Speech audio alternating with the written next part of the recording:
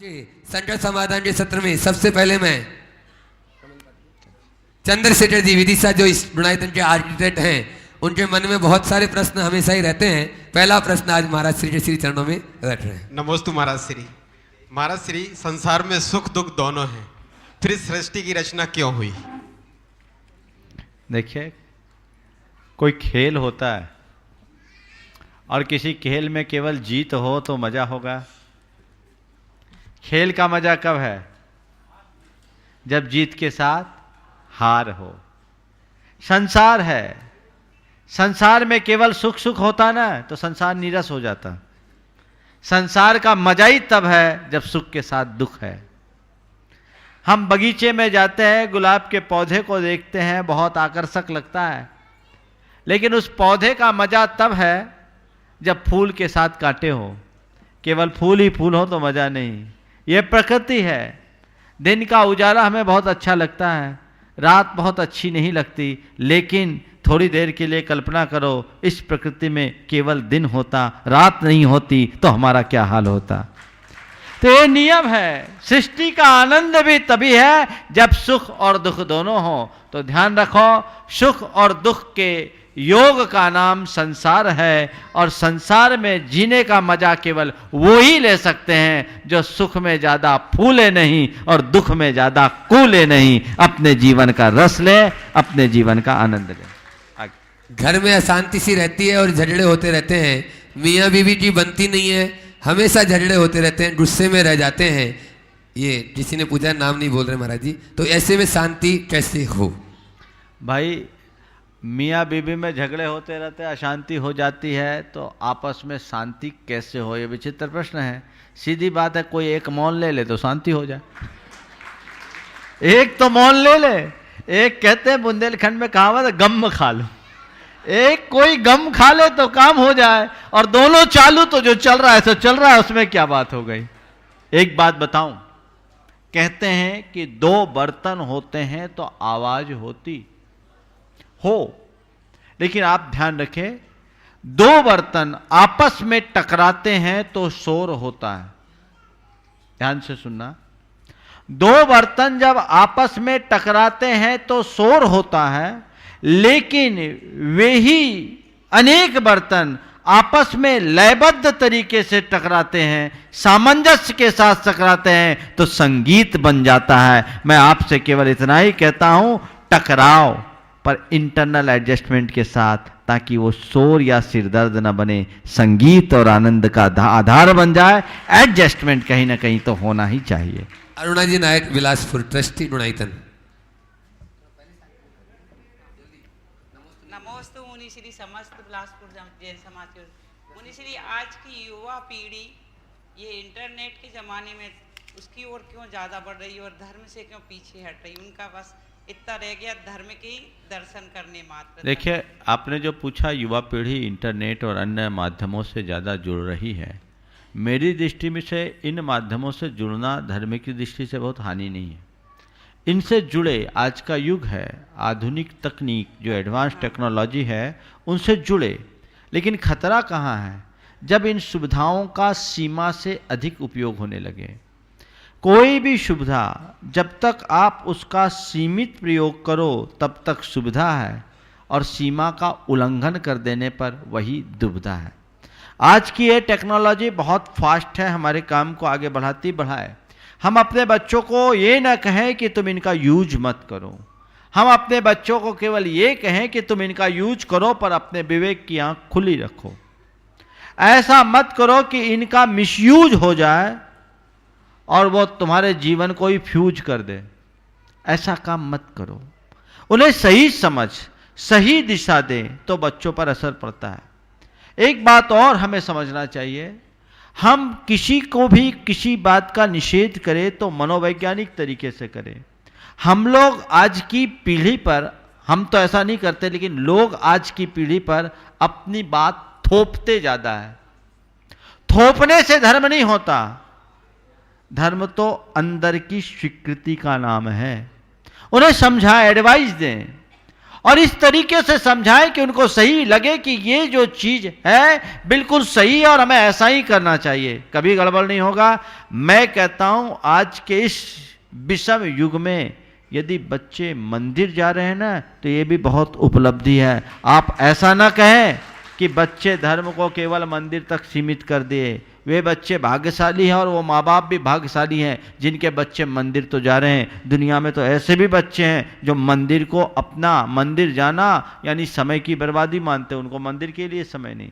इसलिए मंदिर जा रहे हैं, बहुत अच्छी बात है। उन बच्चों को थोड़ी सही दिशा मिले, सही प्रेरणा मिले और लॉजिकली उनके दिमाग में बातें बैठा दी जाए और उसका उनके ऊपर साइकोलॉजिकल इफेक्ट सही पड़े, उनके जीवन में बहुत बदलाव आ सकता है। तो धर्म की व्याख्या मनोवैज्ञानिक तरीके से ही की जानी चाहिए। आगे कुमारी प्रियंका जैन लिधोरा टीकमगढ़ से पूछ रही है, महाराज श्री जैसा आनंद शिखरजी की वंदना करने में आता है वैसा हमें मंदिर जी में रोज रोज क्यों नहीं आता?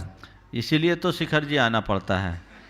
अगर शिखर जी का आनंद आपके घर में ही आने लगे तो शिखर जी टिकट खर्चा करके क्यों आओगे उतनी दूर से चल के? देखो, क्षेत्र का प्रभाव पड़ता है। मंदिर केवल मंदिर है और ये सिद्ध निषिद्ध का है। कर्ण कर्ण पूज्य, अनादि से अनंत सिद्धों की निर्वाण स्थली। इस वर्तमान 24 में से 20 तीर्थंकरों ने जहां से निर्वाण को प्राप्त किया, उनकी ये पवित्र, यहाँ का कॉस्मिक पावर इतना प्रगाढ़ है कि इतने थकान के बाद भी सारी थकान खत्म, मन का उत्साह बरकरार रहता है। तो ये शिखर जी तो शिखर जी है। इस शिखर जी में आने के बाद ये सोचो, हे भगवान मैं बार बार आऊं। और सच बताऊं, जब भी शिखर जी आऊं ना तो रिटर्न टिकट बना के ही मत लाओ। टिकट ही बना के मत आओ, एकदम जी भर के वंदना करो। जब खूब हो जाए, घर की याद सताने लगे, तब टिकट बनाओ। समझ गए? तब मजा है और तब आनंद। बबलू जी जैन कटनी। महाराज श्री के चरणों में कोटि कोटि नमस्तु। महाराज श्री, अच्छे लोगों पर उपसर्ग क्यों आते हैं तथा अच्छा बनना क्या गुनाहगार है या फिर अच्छे बनने में थोड़ा सा? देखिए, अच्छे लोगों पर उपसर्ग क्यों आते हैं? अच्छे लोगों पर उपसर्ग इसलिए आते हैं कि वो सह जाते हैं। बुरे लोगों पर उपसर्ग हो तो उपद्रव करेंगे और अच्छे लोगों पर उपसर्ग होगा तो सह लेंगे। तो हमेशा एक बात ध्यान रखना, कसौटी पर सोने को ही कसा जाता है, लोहे को नहीं। परीक्षा सतियों की होती है, बेश्याओं की नहीं। उपसर्ग साधुओं पर आते हैं, डाकुओं पर नहीं। सताया धर्मी जाता है, पापी नहीं। ये तो प्रकृति का नियम है। उपसर्ग आएंगे और वो उपसर्ग भी उनके उत्कर्ष का आधार बनता है। पार्श्वनाथ भगवान पर उपसर्ग नहीं हुआ होता तो इनको इतनी जल्दी केवल ज्ञान नहीं हुआ होता। आभार मानो उस कमठ का जिसने भगवान पारसनाथ पर उपसर्ग करके उन्हें जल्दी केवल ज्ञानी बना दिया। हम लोगों को उनके तीर्थ का, उनके धर्मोपदेश का और अधिक लंबे टाइम तक लाभ मिला। तो ये तो संयोग है। उपसर्ग का अंतरंग कारण तो कर्म है। और ये भी समझो, कर्म किसी को नहीं छोड़ता, चाहे वो तीर्थंकर भी क्यों ना हो, उसे हमें सहना पड़ता है। इसलिए कोई, हम एक बात अपने हृदय में धार लें, हम किसी पर उपसर्ग न करें और कोई हम पर कितना भी उपसर्ग करे, हम विचलित ना हों, उसे स्थिरतापूर्वक सहन करने का अभ्यास करें। कमल जी पाटन तैयार रहे हमारे। यूएसए कैलिफोर्निया से आर के पाटनी पूछ रहे हैं, मरणोपरांत किसी व्यक्ति की बीमा या मुआवजा की धनराशि जो प्राप्त होती है, उसका उपयोग यदि दान आदि धार्मिक कार्यों में किया जाता है तो उसका पुण्य उस जीव को भी मिलेगा या करने वाले को? देखिए, किसी की LIC की पॉलिसी है और मृत्यु से पूर्व वो ये कह जाता है या ऐसी वसीयत कर देता है, बिल लिख देता है कि मेरी इस राशि का उपयोग धर्म के कार्य में करना, मैं इसका दान करना चाहता हूँ, मैं इस राशि का स्वयं उपभोग नहीं करना चाहता हूँ। तो ये पुण्य उस व्यक्ति को मिलेगा जिसके नाम से पॉलिसी थी। लेकिन वो मर गया, वो चला गया, मरने से पहले कुछ नहीं किया, तो उसके बाद वो संपत्ति उसकी कहाँ रही? वो तो उसके बारिशों की रही। और जिसके पास वो संपत्ति आई, वो जो दान करेगा उसका पुण्य उसके खाते जाएगा। समझ गए? इसलिए बंधुओं, अब LIC की बात आ गई, बीमा की बात आ गई, तो मैं आपसे बीमा की भी बात कर लेना चाहता हूँ। देखो, जितने यहाँ बैठे हैं या सुन रहे हैं सब कहीं ना कहीं बीमा से जुड़े होंगे। बीमा करना कराना सब चाहते हैं, कराते भी हैं। महाराज हम लोग तो इसी प्रतीक्षा में रहते हैं कि कोई नई पॉलिसी ढंग की आए तो हम लोग उससे ले लें। क्यों लें? बीमा क्यों कराते आप लोग? हाँ, आगे काम आ जाए। किससे? किसके काम में आएगा? आपको कि आपके पीछे वाले के?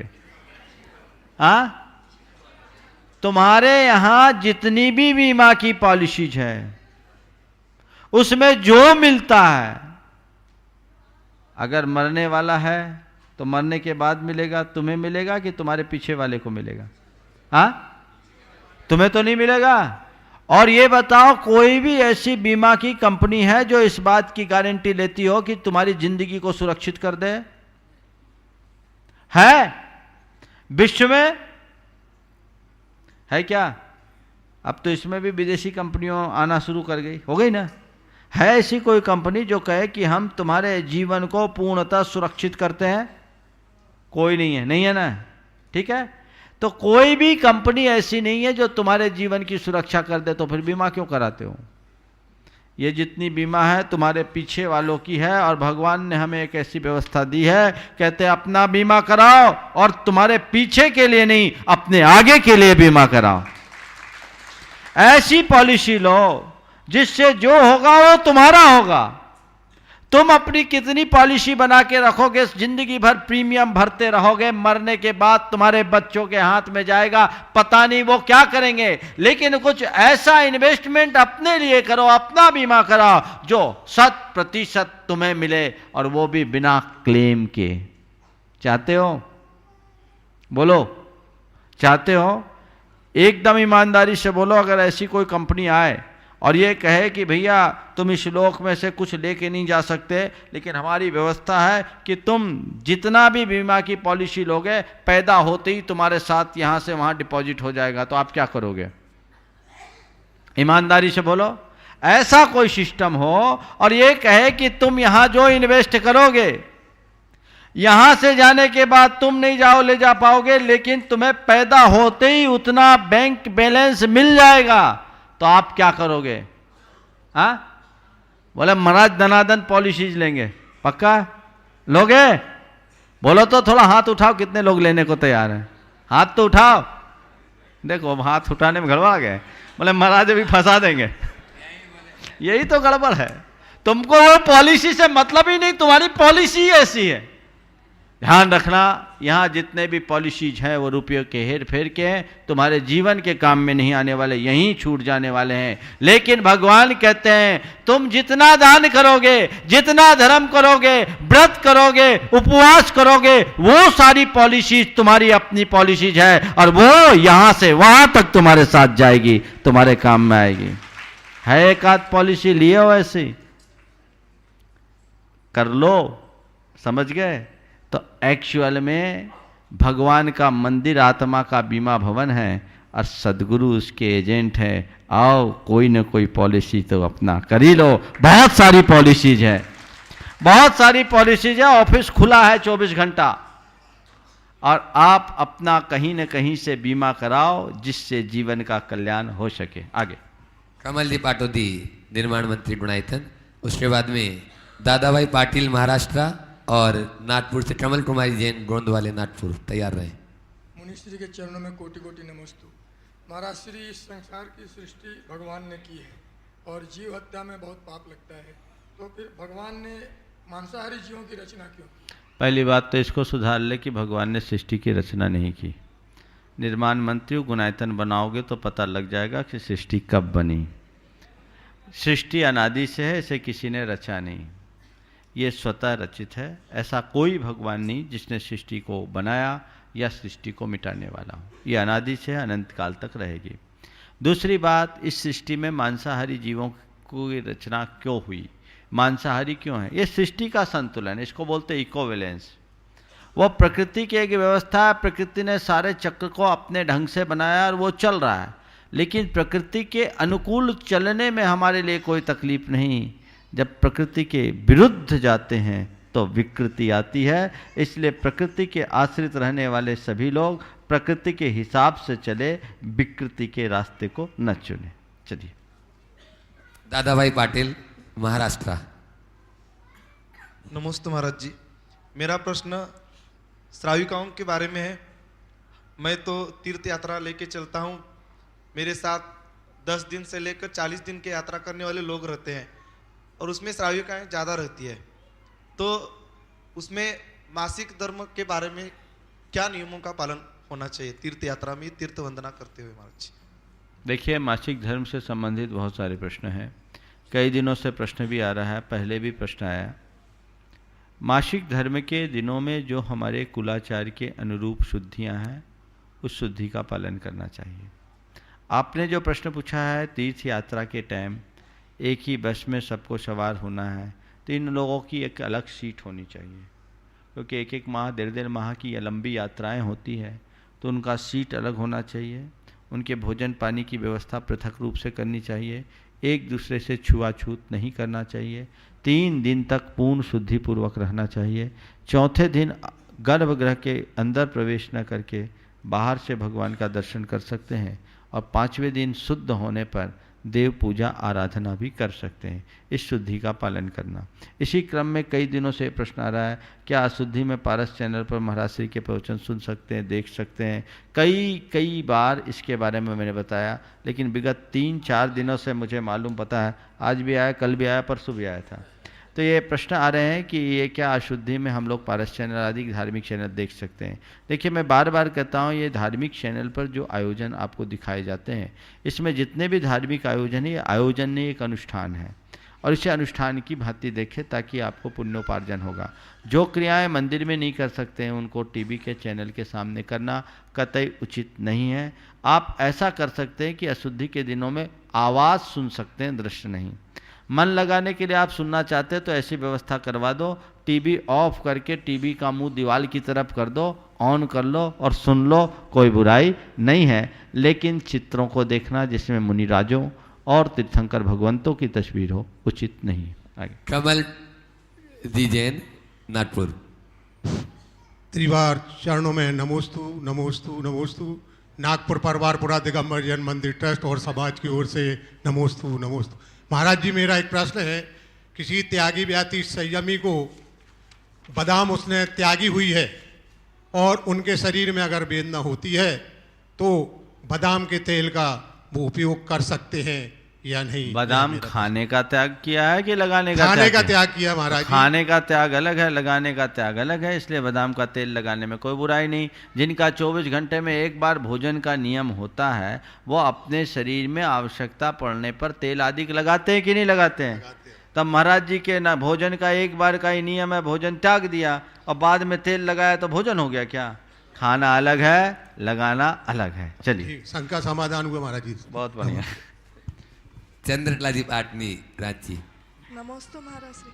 महाराज श्री, कुछ लोग कहते हैं कि कच्चे दूध के दही के साथ द्विदल होता है और पक्के दूध के दही के साथ द्विदल नहीं होता है, और कई लोग बोलते हैं गोरस मात्र में द्विदल होता है, तो इसमें सही क्या है? देखिए, द्विदल के विषय में बहुत सारी बातें हैं। हमने द्विदल के संदर्भ में जो भी बातें समझी, ऐसे जिनको द्विदल के विषय में विशेष जानना है, आचार्य सूर्य सागर महाराज की कृति है संयम प्रकाश। संयम प्रकाश को तो प्रत्येक व्रती को पढ़ना चाहिए। उसका पूर्वार्ध सावकाचार है, उत्तरार्ध मुनि आचार है। बहुत अद्भुत ग्रंथ है और इसे सबको पढ़ना चाहिए। उसमें उन्होंने द्विदल के विषय में बहुत अच्छा प्रयास डाला है। मैंने भी आगम में द्विदल के संदर्भ में जितना देखा, उसका निचोड़ आपको बताता हूँ। आमेन पक्वेन वा, दोनों तरह की बात लिखी है। कच्चे दूध के साथ दही के साथ या पक्के दूध के दही के साथ, द्विदल तो दोनों में ही मानना चाहिए। आशाधर जी ने जो ये लिख दिया कि कच्चे दूध के दही के साथ हम लें तो द्विदल नहीं होता, ये जिनचंद सूरी की एक कृति है, उसके आधार पर जो श्वेतांबर मत समर्पित है उसके अनुसार है। ऐसे कच्चे पक्के दोनों प्रकार के दूध की दही में जीवोत्पत्ति होती है। आयुर्वेद का एक ग्रंथ रसायन प्रदीप, उसमें भी इस बात का उल्लेख किया है कि अगर व्यक्ति कच्चे या पक्के किसी भी प्रकार के दूध, शीत या उष्ण दूध के दही से युक्त मुग्ध आदि द्विदलान्न का सेवन करता है तो उसके लिए अनेक बीमारियों का कारण बनता है। इसलिए कच्चा हो या पक्का, आशाधर जी ने जरूर लिखा है, लेकिन फिर भी हमें दोनों को स्वीकार करना चाहिए। ऐसे कच्चे दूध की दही का जहाँ तक सवाल है, तो कच्चा दूध ही अपक्ष है, तो फिर उसका दही कहाँ से खाएंगे? दिगंबर मान्यता के अनुसार दूध दूहने के उपरांत 48 मिनट के भीतर यदि उसे गर्म न किया जाए तो वह दूध पीने योग्य नहीं है। तो जब दूध ही अभक्ष है तो उसकी दही तो अपक्ष हो ही गया, उसका दही अभक्ष हो गया। ये द्विदल क्या है, हो सकता बहुत सारे लोग नहीं जानते हों। दही या छाछ के साथ किसी भी प्रकार के काष्ठ यानी द्विदलान्न, दलहन को मिला दो, जैसे बेसन, मूंग है, चना है, उड़द है या और भी कोई दलहन है, उसको मिक्स कर दो और उसमें अपने लार का संयोग हो तो उसमें कीड़े उत्पन्न हो जाते हैं और बहुत तेजी से होते हैं। उसे आप खा रहे हैं तो जीव हिंसा के भागीदार यानी कीड़ों को खा रहे हैं। इसको बोलते द्विदल या बेदल, जिसे विवेकी श्रावक लोग नहीं खाते। आप दही बड़ा खाते हैं, आप दाल बेसन की कड़ी खाते हैं, बेसन का रायता, दही का रायता खाते हैं जिसमें बेसन की सामग्री रहती है, वो खाए और मुंह की लार लगी, कीड़े हो गए। तीतर और बटेर पालने वाले लोग ऐसा करते हैं। आचार्य ज्ञान सागर जी महाराज जब ब्रह्मचारी थे तो उन्होंने प्रयोग किया और इस बात का उल्लेख उन्होंने अपने सुदर्शनोदय में भी किया है कि वो ब्रह्मचारी थे तो तीतर बटेर पालने वाले क्या करते थे, बेसन और छाछ का घोल मिक्स किए, उसको अलग अलग रखते और उसमें थूकते थे। थूकने के थोड़ी देर बाद उसमें कीड़े हो जाए और जो तीतर बटेर हो उनके कीड़े को निकाल करके खाते थे, बड़े बड़े कीड़े। ज्ञान सागर जी महाराज ने ब्रह्मचारी अवस्था में एक कच्चे दूध दही और पक्के दूध दही की बात को देख करके प्रयोग किया तो उसमें पाया कि कच्चे दूध की दही में तो तुरंत कीड़े हो गए, पर पक्के दूध की दही में थोड़े विलंब से हुए, पर हुए तो जरूर, योनि स्थान तो उनका बन ही गया। इसलिए इसको नहीं खाना ही श्रेयस्कर है। फिर महाराज दही बड़ा का क्या हो, तो एक काम कर लो, पहले बड़ा खा लो, फिर पानी पी के मुंह साफ कर लो, ऊपर से दही पी लो, हो गया दही बड़ा। और क्या क्या है दही बड़ा? अब रहा सवाल गोरस के साथ। गोरस में तो फिर दूध, दही, छाछ, घी सब आ जाएगा, लेकिन अमर कोश के अंतर्गत घृत आदि को गोरस में नहीं लिया, दही और छाछ को ही इसमें लेना गोरस उपलक्षण है। दही छाछ के साथ द्विदल होता है, दूध के साथ नहीं। कुछ लोग मानते हैं, माने, उसका निषेध नहीं, लेकिन इनका जो उल्लेख किया है अमर कोश, जो शब्दकोश है, बहुत बड़ा शब्दकोश है, उसमें इस बात का उल्लेख है और उसे उसी तरीके से देखना चाहिए। महाराज प्रश्न बहुत सारे हैं, 3-4 दिन के हैं, 15-20 मिनट आज वाला है। पूजा जैन रांची से हमारी पूछ रही है कि हमारा प्रश्न है कि क्या प्रेम विवाह करना उचित है, इसमें कोई दोष तो नहीं है? ये प्रश्न कई बार आए हैं और मैंने इसका कई बार भी उत्तर दिया। एकदम स्पष्ट बात है, जिसे आजकल लोग प्रेम कहते हैं, वो प्रेम है या यौवन में उभरते वासनात्मक आवेग का आकर्षण? इसे बहुत गंभीरता से विचारना चाहिए। ये कोई प्रेम नहीं होता। शादी के पहले लोग प्रेम विवाह करते हैं और शादी के बाद हालत खराब हो जाती है। अभी कुछ दिन पहले एक बहन मेरे पास आई, उसने आज से 8-10 साल पहले एक 84 लड़के से शादी कर ली। वो अपनी व्यथा मुझसे शेयर कर रही थी। नियमित वो उस चैनल के कार्यक्रम को सुनती भी है। मैंने उस लड़की से पूछा कि ये बताओ, तुम अपने निर्णय से संतुष्ट हो? बोला, महाराज मुझे लगता है कि मैंने अपनी जिंदगी में भयानक भूल कर दी, मैंने बहुत कुछ खो दिया। मैंने कहा तुम जिस प्रेम में पागल होकर अपने माँ बाप परिवार सबकी उपेक्षा, धर्म की उपेक्षा करके उसके साथ जुड़ी, आज वो प्रेम है। बोले महाराज प्रेम तो खत्म हो गया, बस रिश्ता भर है जिसमें केवल फॉर्मेलिटी है। बेबाकी के साथ कही। मैंने कहा आज कोई लड़की यदि किसी के मोह में पड़ कर के प्रेम विवाह करना चाहेगी तो तुम क्या सलाह दोगी? मैं उससे कहूँगी कि जिंदगी में ऐसी भूल भरी घटना कभी मत घटित होने दो, ऐसा कदम कभी मत उठाओ। ये प्रेम विवाह का चरित्र है। मैं धर्म की बात छोड़ दीजिए, अमेरिका में एकदम खुलापन है, उन्मुक्तता है, और अमेरिका में सबसे ज़्यादा अफेयर्स होते हैं। पर अमेरिका के आंकड़े बताते हैं कि प्रतिदिन 15,000 डाइवोर्स होते हैं। कहाँ प्रेम? समझ गए?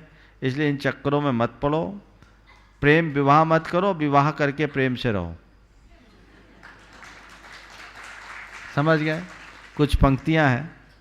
प्रेम विवाह और धर्म विवाह में कुल इतना ही अंतर है। एक में प्रेम पहले होता है, विवाह बाद में। दूसरे में विवाह पहले होता है, प्रेम बाद में। प्रेम विवाह और धर्म विवाह में मात्र इतना ही अंतर है। एक में प्रेम पहले होता है, विवाह बाद में। दूसरे में विवाह पहले होता है, प्रेम बाद में। अंतर कुल इतना रह जाता है, पहले में प्रेम खो जाता है, विवाह रह जाता है, और दूसरे में विवाह खो जाता है, प्रेम रह जाता है। क्या आप चाहते हैं? इसलिए मैं तमाम युवक युवतियों से कहना चाहता हूँ, इन चक्करों में मत पड़ो। आज के कॉलेजेज में पढ़ने वाले लड़के लड़कियां इस बात को बहुत अच्छी तरीके से जानते होंगे कि लड़के लड़कियों में कैसे आपस में मिलन होता है और कैसे ब्रेकअप होता है, किस तरह से वे ठगी जाती हैं, सारा जीवन बर्बाद हो जाता है। जीवन साथी का चुनाव एक बहुत बड़ा कदम होता है, जीवन का एक बहुत बड़ा निर्णय होता है। इसे बहुत सोच समझ करके करना चाहिए। करना निर्णय एक बार का होता है, भोगना सारी जिंदगी होती है। इसलिए मैं सारी जिंदगी जिसे भोगना पड़े उसके प्रति पहले से सचेत और सावधान हो जाना चाहिए। यह प्रश्न है, कोई व्यक्ति ईर्ष्यावश किसी दूसरे को कोसता है, अपशब्द बोलता है, तो दूसरे व्यक्ति को उसके नकारात्मक शब्द लगते हैं या फिर कितने समय पर असर दिखाता है? ये अर्चना जैन ने सागर से पूछा है। देखिए, कोई व्यक्ति ईर्ष्यावश किसी दूसरे को कोसता है, अपशब्द बोलता है, निश्चित जिसको कोस रहा है, जिसको के प्रति अपशब्द बोल रहा है, जिसकी अवमानना, तिरस्कार या जिसे नीचे दिखाने की कोशिश कर रहा है, उसका क्या होगा मुझे इसकी बाद में बात करूँगा। पर जिसके अंदर ईर्ष्या है उस आदमी का तो हाल बेहाल है। क्यों? दिया सलाई सदैव दूसरे के लिए जलाई जाती है, पर पहले किसको जलना पड़ता है? आप अपने मन से पूछो, जब आपका चित्त प्रेम से भरा होता है तब आप ठीक रहते हो, या आपके अंदर ईर्ष्या या क्रोध के भाव रहते हैं तब आपका मन अच्छा रहता है? एक ही बात जानता हूँ, आग जहाँ लगती है उसे जलाती है। ईर्ष्या एक आग है जो सबसे पहले उसे जलाती है, जिसके अंतस में वो उत्पन्न होती है, उसे भस्म कर डालती है। जिसके लिए वो आग लगी, उत्पन्न हुई, उस पर अटैक कर भी सकती है, नहीं भी कर सकती है। तो हम यही कहना चाहते हैं कि उस नकारात्मकता को आप अगर एक्सेप्ट करोगे, आप पर उसका असर पड़ेगा। कोई आपका कितना भी ईर्ष्यालु हो, आप जितना उसके को महत्व दोगे, आपके ऊपर वो उतना हावी होगा, और जितना आप उसे इग्नोर करोगे उतने आप सुरक्षित होगे। तो आप अपने आप को सुरक्षित करना चाहते तो उनकी बातों को नज़रअंदाज करो, समझ लो ये उसकी प्रकृति है। पहली कोशिश उसे प्रेम देकर अपने रास्ते पे लाने का प्रयास करो, और नहीं होता तो माध्यस्थ भावों, विपरीत वृत्ति की बात में आ जाए। घर में ऐसा, ये तो हो गया। एक तरफ हम लोग जानकर गलत और पाप से पैसा कमाते हैं, फिर वही पैसा दान करते हैं, क्या ये सही है? इससे हमारा क्या होगा? प्रकाश जैन ने कानपुर से कहा। देखिए, गलत तरीके से पैसा कमाना पाप है और दान करना पुण्य है। तो जो गलत तरीके से पैसा कमा रहा है उससे मैं कहना चाहता हूँ, गलत तरीके से पैसा कमाना बंद कर दो, बहुत अच्छा है। दान करने के लिए गलत तरीके से पैसा मत कमाओ। दान करने के लिए गलत तरीके से पैसा मत कमाओ। लेकिन पैसा कमाया है तो दान करने में पीछे मत हटो, कुछ तो पुण्य आएगा। समझ गए ना? दान करने से जो गलत तरीके से कमाया हुआ पैसे का पाप है कुछ साफ ही होगा, पाप बढ़ेगा तो नहीं। लेकिन हाँ, तुम ये सोचते हो कि मुझे खूब दान करना है, खूब दान करना है, तो ये न के उपाय ने पैसा कमाओ, ऐसा मत करना। समझ गए? इसलिए कोशिश करो अच्छे तरीके से पैसा कमाने का। लेकिन अगर तुम अपनी तृष्णा आसक्ति बस गलत तरीके से पैसा, यही तो बहुत है, इसको रखो, गलत तरीके से पैसा कमा रहे हो तो गलत तरीके से पैसा कमाने के बाद उसका जितना बने सदुपयोग करे। हो सकता है उस दान जन पुण्य से तुम्हारी मति सुधरे, आसक्ति घटे और तुम अपना रास्ता भी बदल लो। एक किसी बहन ने पूछा है कि मेरे पति का अन्य महिला के साथ संबंध है, क्या मुझे तलाक लेना चाहिए? या मेरी कोई संतान नहीं है तथा शादी के 6 साल हो गए हैं, पति को सुधारने की बहुत कोशिश की, कुछ लाभ नहीं हुआ। पूछा अगर तलाक लेती हूँ तो दूसरी शादी करनी चाहिए या नहीं। और आगे पूछा हमारी पूरी संपत्ति मरने से पहले दान में देना चाहिए या बेटे को? बेटे को धन का लालच नहीं है लेकिन उसके पास इतना भी अधिक नहीं है, संतान भी नहीं है और बेटा भी हो गया, कहाँ से बात आ गई? 2 अलग अलग व्यक्तियों के प्रश्न एक व्यक्ति के नाम से होगा। चलिए देखो, आपके पति का अगर किसी अन्य महिला से संबंध हुआ है तो पहले कोशिश करनी चाहिए अपने पति को रास्ते पे लाने की। मैं आपको एक प्रसंग घटना सुनाता हूं। एक बहन जिसका पति एक बार गर्ल के चक्कर में फंस गया। बार गर्ल समझते हैं ना आप लोग? अब बार गर्ल जो बार में डांस करने वाली लड़की उसके चक्कर में फंस गया और करोड़ों रुपया बर्बाद हो गया। उसकी पत्नी के धैर्य की दाद देनी पड़ेगी, उसकी समझदारी की प्रशंसा करनी होगी। उसने इस स्थिति में भी अपना धैर्य नहीं खोया, पति के लिए ढाल बन गई। वो जानती थी कि मेरा पति बहुत अच्छा व्यक्ति है, वो किसी के चक्कर में फंस गया, गलत संगति के कारण ऐसा हो गया, मेरा यह धर्म है कि उसके चुंगल से मुझे बाहर निकालना। अक्सर ऐसा होता है जब ऐसे के साथ किसी का चक्कर हो जाता है तो उसके साथ रोज किचकिच होती। उसने अपने प्रेम पूर्ण व्यवहार को और बढ़ाया, पति के प्रति पॉजिटिव रही और पति को एक ही बात कहती थी, देखो ऐसी स्त्री पर भरोसा करना ठीक नहीं, लेकिन मौके पर कहती थी जब वो सुनने की मानसिकता में रहता। एक बात है कि जब व्यक्ति का चित्त किसी के प्रति आसक्त हो जाता है तो उसके बारे में कोई भी बुराई सुनने को तैयार नहीं होता। उसने बहुत धैर्य से काम लिया, समझदारी से काम किया और अपने पति को प्रेम देके धीरे धीरे धीरे धीरे इस बात का एहसास करा दिया कि वो औरत तो मुझे बर्बाद कर डालेगी, उसको मुझसे प्रेम नहीं मेरे पैसों से प्रेम है। वो वेश्या, उसका क्या ठिकाना, बार गर्ल का क्या क्या जीवन होता है। और आपको सुन करके बड़ा आश्चर्य होगा, 8 साल लग गए उस महिला को, आखिरकार उसने अपने पति को उसके चुंगल से मुक्त करा लिया और आज उसकी ज़िंदगी बहुत खुशहाल है। यदि आपके अंदर ऐसा धैर्य हो तो आप अपने पति के हृदय को भी बदल सकते हैं। प्रेम से ही जीता जा सकता है, गलती किसी से भी हो सकती है, उसे लौटाने की कोशिश करें। हाँ, अगले ने कोई दूसरी शादी कर ली हो तो ये तो कानूनन भी अपराध है, ये ठीक नहीं, एक साथ 2 का जीवन बर्बाद किया। ऐसे काम करने वालों को तो आप कानूनी सलाह लेकर के भी काम कर सकते हैं। मैं ऐसी बातों को कभी प्रोत्साहित होते नहीं देखना चाहता, तो आप ऐसा करें। दूसरी बात, यदि तलाक लेने की स्थिति आती है, धर्म के अनुकूल तलाक नहीं है, हमारे यहाँ दीक्षा लेने का विधान है, तलाक लेने का नहीं। और यदि आप अपने पति से ऊब कर उससे अलग होना चाहती हो तो मैं आपसे कहता हूँ न केवल पति से अलग हो, अपना रास्ता ही अलग बना लो, गुरु के चरणों में जा करके जिन दीक्षा ले लो, तुम्हारा जीवन धन्य हो जाएगा, तुम तरोगी, तुम्हारी पीढ़ियां तरोगी। इस तरह का वाम मार्ग अपनाना कतई उचित नहीं। दूसरी शादी की बात सोचना ही गलत है। एक ऐसा मिला, दूसरा कैसा मिलेगा, क्या भरोसा। ठोकर खाओगे दर दर के, पूज्य बन जाओगे। अगर संतान नहीं है तो ये और सौभाग्य है। इसे वैराग्य का कारण बनाओ कि किस पर विश्वास करे, किस पर भरोसा करे, सब बेकार है, निस्सार है।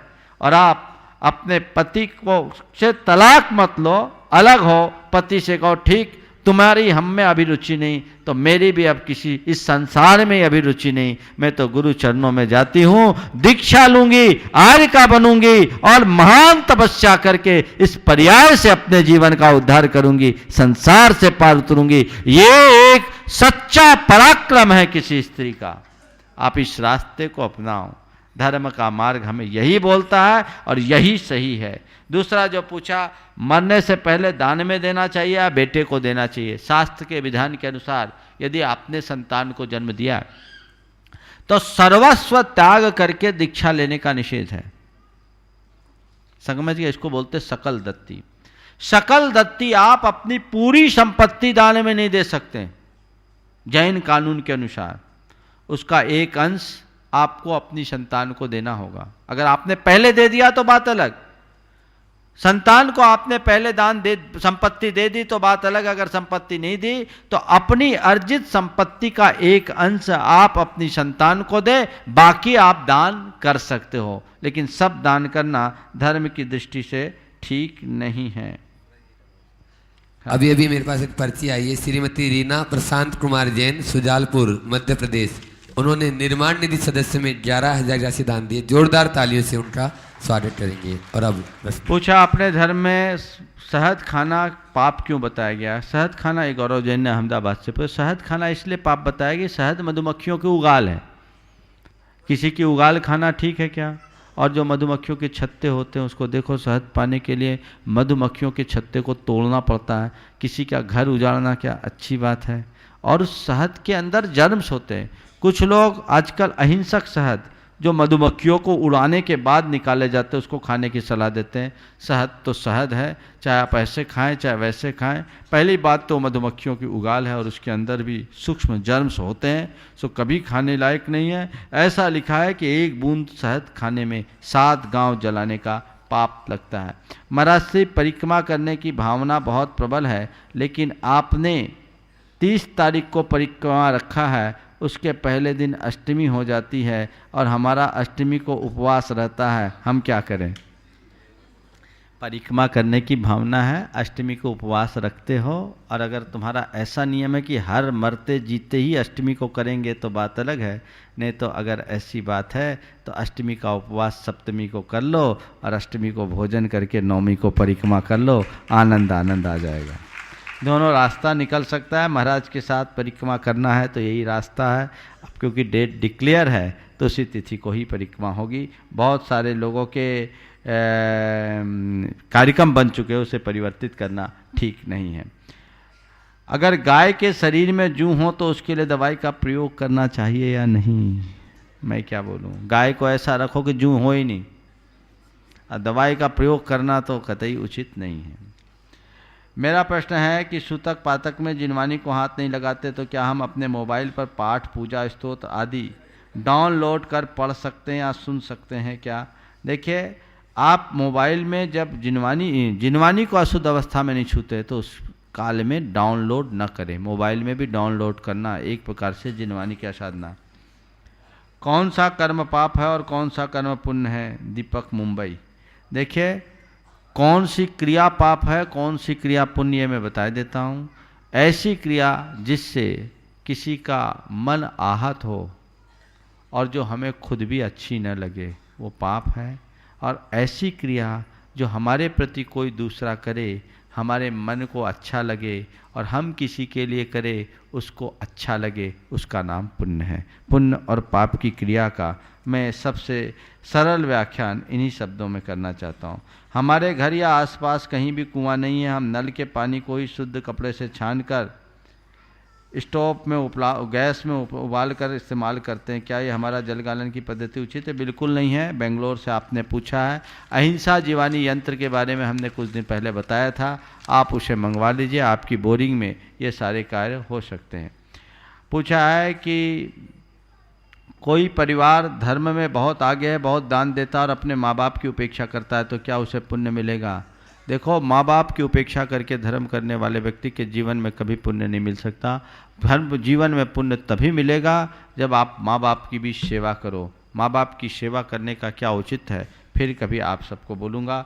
आज समय होने का है, इसलिए मैं यहीं पर विराम ले रहा हूँ। आगे के कार्यक्रमों की सूचनाएं आप सबको। एक बात और जो मैं बोलना चाह रहा था, मैंने पिछले दिनों अनाउंस किया था कि आने वाले दिनों में मैं आप लोगों के 20 दिवसीय एक प्रशिक्षण का कार्यक्रम लूँगा। वो कार्यक्रम के लिए मैंने मानस बना लिया। आगामी 24 नवंबर से वो कार्यक्रम चालू होगा, जिसमें प्रतिदिन एक एक सब्जेक्ट पर आधा आधा घंटे का व्याख्यान होगा और आखिरी 20 मिनटों में आपको उससे संबंधित प्रश्न उत्तर होंगे, ताकि इन प्रश्न मालाओं के साथ शंका समाधान के साथ साथ आप जैन धर्म की मूलभूत बातों को भी जान सके। इतना ही कह करके मैं विराम ले रहा हूँ। बोलिए परम पूज्य आचार्य गुरुवर श्री विद्यासागर जी महाराज। बोले परम पूज्य मुनि श्री 108 प्रमाण सागर जी महाराज जी की।